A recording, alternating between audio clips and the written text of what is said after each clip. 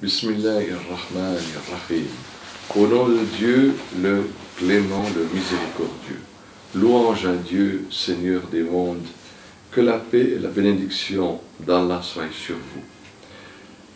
Les prophètes de Dieu ont été choisis par lui pour transmettre son message. Aussi Dieu savait-il bien où placer son message. Et il avait honoré ses prophètes par les plus belles qualités. Aucun prophète de Dieu n'a jamais adoré les idoles. Aucun prophète de Dieu n'a jamais commis l'adultère. Aucun prophète de Dieu ne disait des mensonges, ni non plus était doté du défaut de la vulgarité ou était d'une apparence physique qui n'était pas belle. Dieu les avait pourvus des plus belles qualités de cœur, du meilleur comportement et du plus bel aspect physique. Car Dieu les avait choisis pour être des exemples. Un prophète ne pouvait pas dire à son peuple « n'adorez pas les idoles » et lui-même se mettre à les adorer. Il ne pouvait pas non plus leur dire « ne commettez pas l'adultère » et ensuite le commettre lui-même, ou dire « ne volez pas » et lui-même était un voleur. Donc les prophètes avaient les plus belles qualités.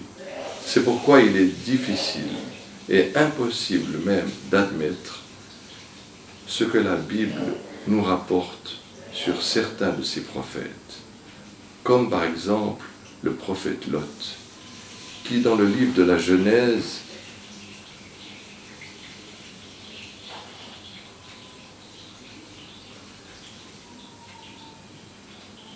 au chapitre 19, au verset 30 jusqu'à 38,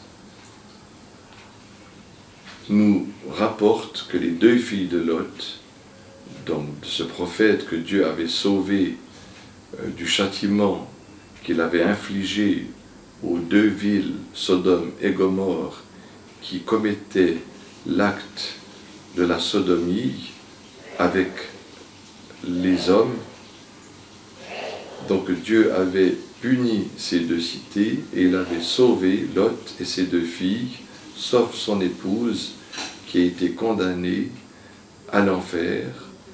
Et lorsque Lot s'est réfugié dans la montagne avec ses deux filles, l'aîné a dit à son père « il n'y a plus d'hommes pour faire des enfants, alors faisons boire du vin à notre père et couchons avec lui, afin que nous ayons des descendants. » Et ainsi nous trouvons cette histoire où les deux filles de Lot ont été enceintes de leur père. L'une des filles était enceinte d'un enfant qu'elle appelait Moab, et l'autre fille était enceinte d'un autre enfant qu'elle appelle Ammon. Et selon l'évangile de Matthieu, au chapitre numéro 1, Jésus descend d'un inceste, il descend des Ammonites. David aussi est accusé d'adultère.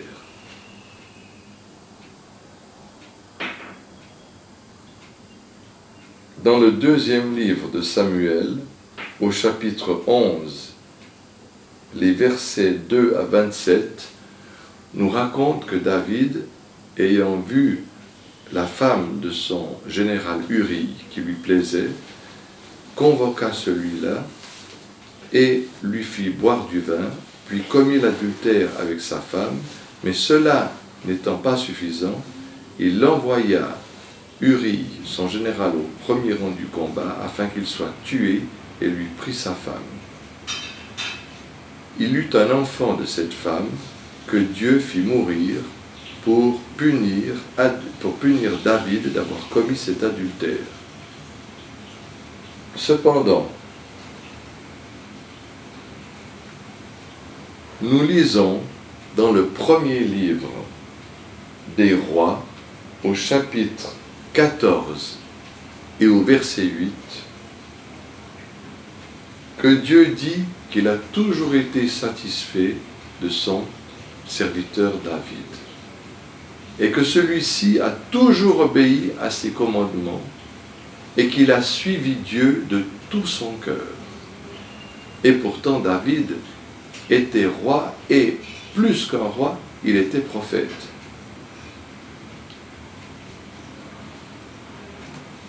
Selon les Actes des Apôtres, au chapitre 2, au verset 30, David est compté parmi les prophètes, les grands patriarches de Dieu. Et j'ouvre ici une parenthèse. Comment peut-on accuser Mohammed, paix et bénédiction de Dieu soit sur lui?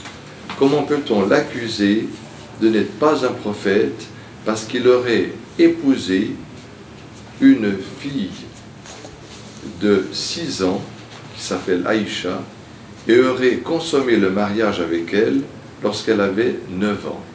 Comment peut-on lui retirer sa qualité de prophète? Comment ose-t-on le faire alors qu'on ne trouve dans la Bible aucune limitation d'âge pour un mariage légal?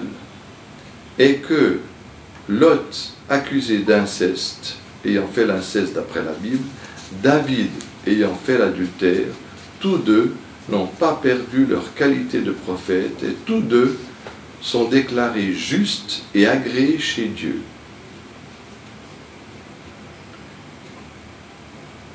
Il est aussi difficile d'admettre que Salomon, le prophète Salomon, dans le livre des rois, au premier livre des rois, au chapitre 11, versets 5 à 12, Salomon serait devenu mécréant et aurait commis l'adultère.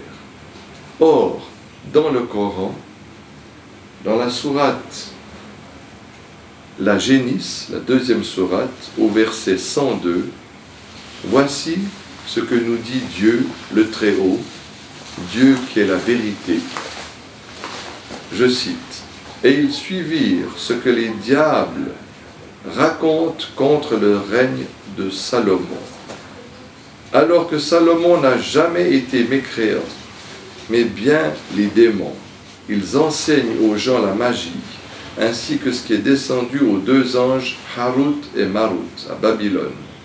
Mais ceux-ci n'enseignaient rien à personne, qu'ils n'aient dit d'abord, nous ne sommes rien qu'une tentation, ne sois pas mécréant. Ils apprennent auprès d'eux ce qui sème la désunion entre l'homme et son épouse. Or, ils ne sont capables de nuire à personne qu'avec la permission d'Allah. »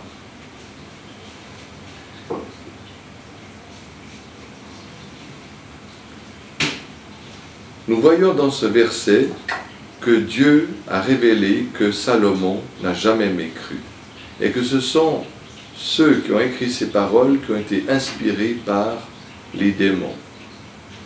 Nous trouvons aussi dans la Bible que le prophète Aaron aurait lui-même fait le veau d'or pour les enfants d'Israël. Les enfants d'Israël, étant témoins de ce miracle extraordinaire que Dieu a ouvert la mer pour les sauver de la tyrannie de Pharaon et a noyé celui-ci avec son armée, après avoir vu ce miracle extraordinaire, ils se mirent à fabriquer un veau d'or qu'ils adorèrent pendant que Moïse, la paix soit sur lui, recevait sur la montagne sainte de Tour, du Sinaï, les 10 commandements, recevait la Torah. Or, la Bible nous dit que c'est Aaron qui a construit le veau d'or et que Dieu va punir le peuple, mais pas Aaron. Puis Moïse conseille à Dieu de ne pas punir le peuple. Dieu va suivre le conseil de Moïse et pour finir, il va changer d'avis et quand même punir le peuple, mais pas Aaron. Toute cette histoire se trouve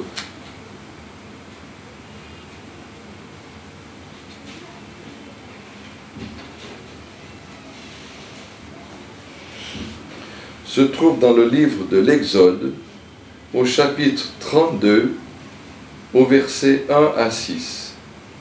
Et la suite, dans le même chapitre 32, les versets 11 à 13.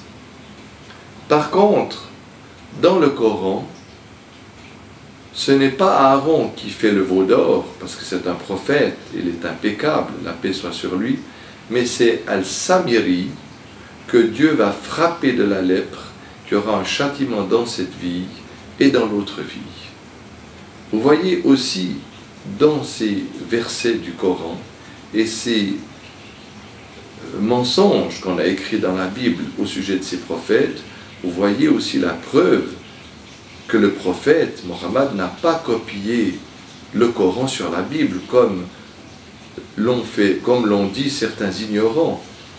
Car vous voyez que ce n'est pas Aaron qui a fait le veau d'or, mais Al-Samiri. Et vous voyez que Dieu a innocenté tous ses prophètes en disant que c'était les meilleurs des hommes qu'il a choisis. Donc, ces preuves éclatantes nous montrent d'une part qu'il y a des choses dans la Bible qui ne sont pas conformes à la vérité, et d'autre part que le prophète n'a pas copié le Coran sur la Bible. Louange à Dieu, Maître de l'univers, de nous avoir guidés à la vérité par son livre sublime, El Coran El Karim.